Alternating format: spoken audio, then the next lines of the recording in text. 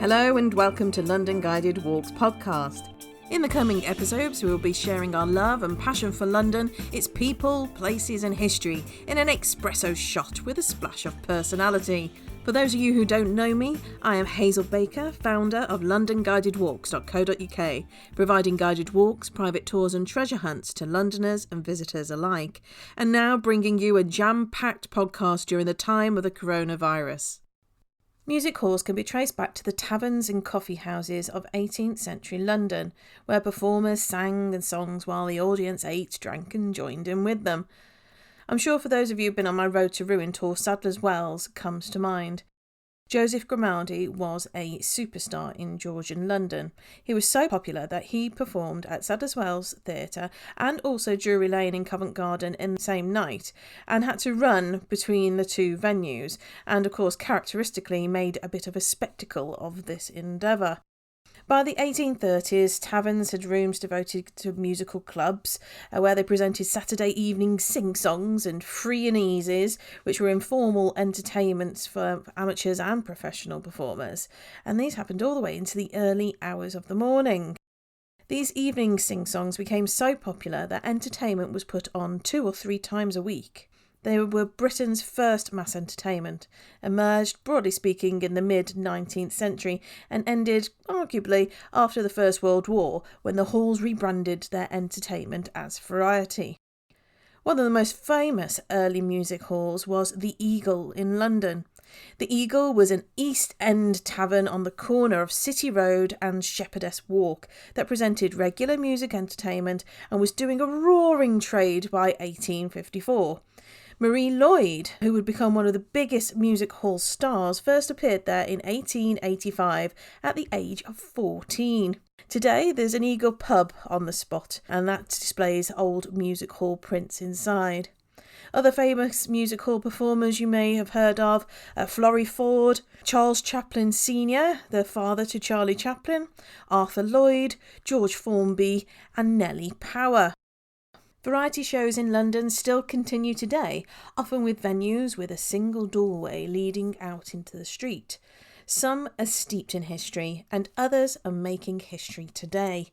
Joining me today is international showgirl, singer and burlesque queen Ivy Paige. Hello and welcome, and thank you for taking the time out to do this. Oh, my absolute pleasure. I've seen you on so many stages in London.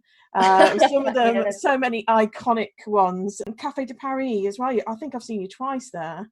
I love Café de Paris. You know you're in for a good time just because the venue is so gorgeous. I suppose my first question to you is, what's been your favourite London venue to perform at? Do you know what? Each venue has its own kind of histories and feeling and atmosphere.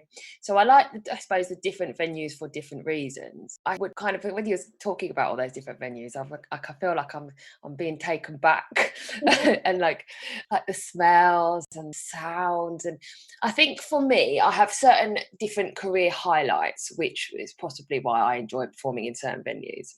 Mm-hmm. And many venues have given, it's not just the shows that we've done there, it's the friends that I've made doing the shows that have become lifelong friends. A massive career highlight would have had to have been performing at Hammersmith Apollo. Yeah, that was an awesome night.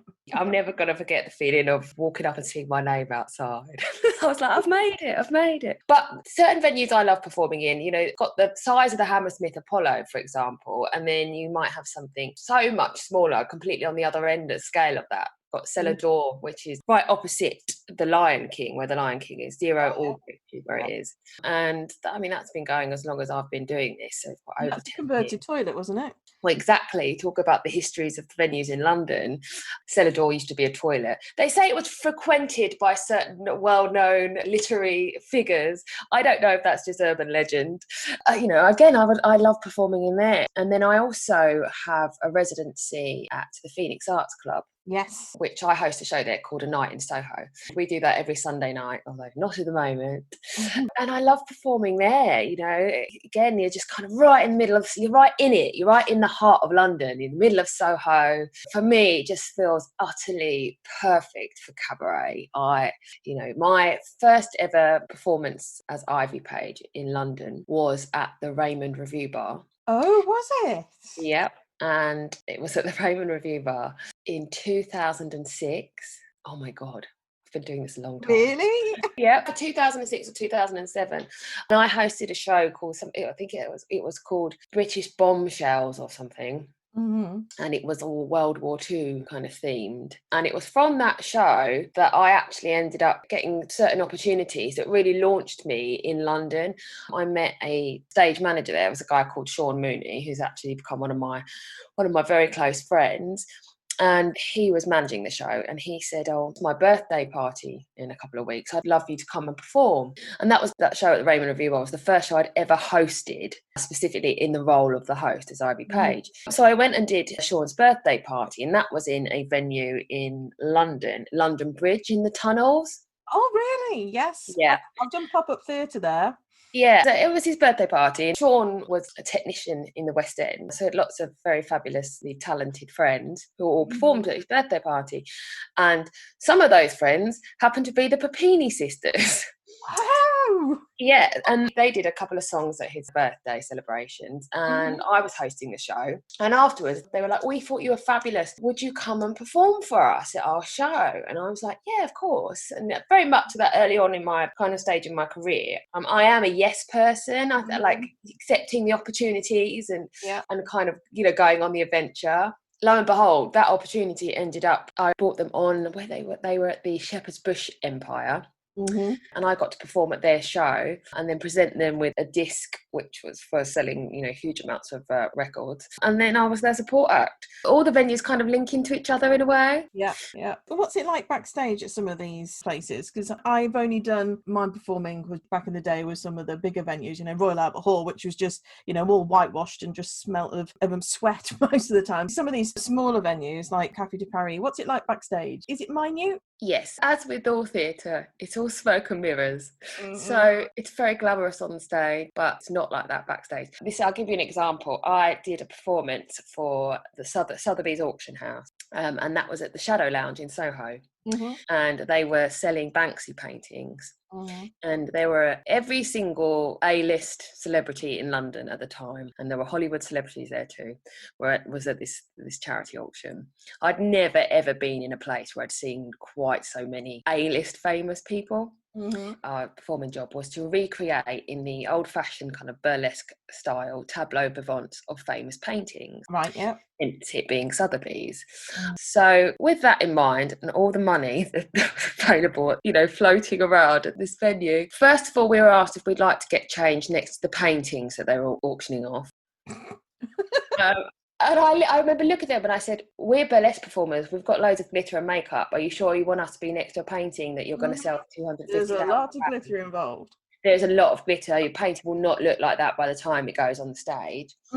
So the other option was we were bundled into the men's urinals with a couple of bottles of champagne. So were you given any glasses? We probably should get out of the bottle.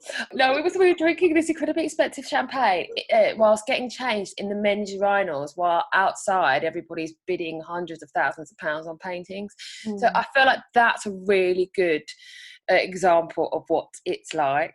But the camaraderie is my favourite, and particularly on the burlesque and cabaret scene. There's always generations of performers. So I'm part of a generation. Before me, there were generations. So you kind of grow up with each other. By the very nature of variety shows, they're ever changing, but there becomes like a variety and cabaret burlesque family of some sort, because there are only so many of you. Yeah. In my experience, it's all very positive. Like, obviously with show business, there's a certain amount of rivalry and, competition. That's the very nature of the job. But actually backstage, amount of times where you've had things like you've forgotten one nipple pasty, so you have to borrow someone's, or, you're using gaffer tape to fix your pants, or you're borrowing someone's eyelash, or someone lends you a necklace because they think, oh, you just need something else. There's a lot of camaraderie backstage. It's not done for the money. This is done for the love of the art itself. Without a doubt, I think particularly many different areas of performance, but in the area of burlesque and cabaret, it's like if you choose to do burlesque and cabaret, you're doing it because you love it and it's important to you and it's who you are. Yeah. You're certainly not doing it for the money. Although, you know, I've sustained, been my career for 14 years, and this is what I do. I don't have another job. So you can make it sustainable. History of your career is quite varied, isn't it? So Yeah, it's interesting. because I met you first, or saw you first, when you were doing sort of like the compare and doing songs in between. Then I saw you again, and you were sort of like one of the main acts. You know, you're holding your own on there, and of course you're single, which I actually own. Ah, thanks. Queen of Hearts. So you've tried different things, haven't you, to try and find your, I think as a performer, you have to evolve. If you're staying in the same place, and for me, that's not how art works. Art is constantly changing and moving, reacting to what's happening around us. Obviously, right now, we're going through this huge historic event. Yeah. So obviously, my art is adapting and changing to it. And whilst the circumstances around it are actually horrific, one of the things I love about art is that we can say something, we can use it to define and create and comment and entertain during these times. So for me, yes, my career has been varied and it has changed. I think one of the constant things is, how I see the role of Ivy Paige is it's like she kind of evolved. So she's been evolving, and from when I first started out as Ivy Paige, yeah, you're right, I was a compere and kind of working out what my style as a compere was. I trained as an actress and I trained in comedy and singing. So I always knew I had kind of quick improvisational skills, really able to think on my feet. I have a natural stage presence. So I kind of fell into the role of the compere. Mm-hmm. And I always knew that I would be a talking character on stage. But in terms of my career, obviously, 2 years ago, I was on The Voice, mm-hmm. which was another big step and big change, which was fantastic. It gave me a huge amount of opportunity and a mass level of exposure. And all the news stories were quite scandalous, which I thought was perfect. As a cabaret burlesque performer, I couldn't have asked for any better publicity. I'm so sorry for poor Ollie, really. Oh, he didn't have a chance, did he? No, he didn't. He was good fun, though. He was really good fun. One of the historic things that music hall performers were known for doing, and also comedy acts in London, was packing in 2-3 venues a night. Is that something that you do or used to do? Yeah, no, it's funny. Like, if I'd have said to myself, when I first started this, the thing that you're going to need to invest in more than anything is a decent suitcase, mm-hmm. because you're going to spend half of your time dragging it across London and around the country and around the world as you go between gigs. Yes, but I'll give you this example. Last year at the Edinburgh Festival, I did 92 shows in 26 days. Whoa. And that was doing 3 or 4 gigs a day. How do you do it? A lot of caffeine. Champagne. No, last year at the Edinburgh Festival, it was like a marathon of shows. It was fantastic. I mean, it sounds an awful lot, and it is a lot of hard work and energy, but it's what I love. So I couldn't think of anything else I'd rather be doing. And what's the easiest London venue that you've performed at where you thought, it's that you've got them as an audience? Is it the bigger stuff, or is it the more intimate ones where you can see the whites of their eyes? I actually think it's more terrifying than smaller venues. I mean, I love them all and they all have their own merit. When you perform to a crowd of 2,000, you have to perform as if there's only 5 people there. That's how I do it. And you have to try to find a connection in that way. There's something quite magical when you hear that amount of people laugh. That's really a real moment. Like you say, when you're performing, for instance, at the Phoenix or Cellar Door, or even, rest in peace, Madame Jojo's, when you're up close and personal and you hear the roar of the crowd or the deathly silence if your joke doesn't work, that is extraordinary as well. And I think that's one of the things I love about cabaret. Do you remember Madame Jojo's being so small, and I couldn't believe how small the stage was as well. Some of the acts couldn't do their full thing because of the size of the stage. But also, there was a low ceiling height, wasn't it? Yes, yeah, and then also you could see the acts coming in and out with their suitcases, as you just said. Like, try love, I'm off to the next one. So I know when you leave a show and like you've taken your makeup off, I always used to like put my coat over my head and like I don't know what to see. I was going to say, I miss Madame Jojo's. I did some of my very, very first show. I performed there for years, but I did some of my very first cabaret shows there. And obviously that's got a huge amount of history, that venue. Yeah. I think it's very sad. It's not there anymore, is it? No. So I was just thinking about, you mentioned about the situation that we're in at the moment, and you're very talented. So what is it that you're doing now, and how can people join you? So I'm doing lots of stuff online. I mean, really do enjoy the live performance experience, but you have to adapt and change, and that's one of the beauties of art. So right now I'm doing a show called Ivy Paige's Daily Briefing, putting the bra into Cobra. And that's going to be streaming next week. And I've also been doing a completely different style show, like a daytime chat show, very much more it's not late night cabaret, but a real kind of coming together, chat, warmth, connection. I think we've done like 28 of those shows, and that's called Ivy Paige's Tea and Biscuits, although I know some of my viewers prefer to drink gin out of teacup. But that on Facebook, I stream that on Facebook Live, and that's at 4 p.m. in the afternoon. And there's a group for that, Ivy Page's Tea and Biscuit. And all the links for Ivy Page's Facebook group, etc., will be in the show notes as well, so check it out. That's all from us for now. Don't forget to visit londonguidedwalks.co.uk/podcast for more detailed show notes, including photos, blog posts and recommended reading. You can support this podcast by subscribing, following. It means the absolute world to me. And if you enjoy the podcast, then please consider leaving a 5-star review on the platform of your choice. And many thanks in advance.